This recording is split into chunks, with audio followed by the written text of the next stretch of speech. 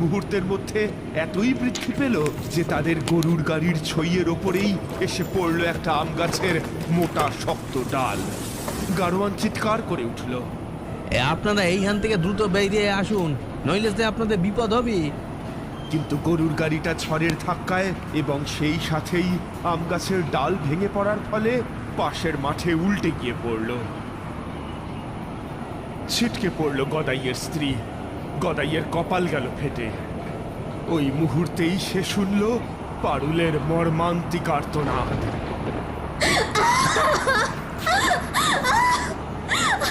আমাকে ছেড়ে দে পাষণ্ড, পিশাচটা আমাকে মেরে ফেলল। তারপর আর কিচ্ছু মনে নেই তার। বেশ কিছুক্ষণ পরে চোখ মেলে চাইল গদাই। সে তখনও বরের বেশে। সেইবার ডেকে উঠল পারুলকে উদ্দেশ্য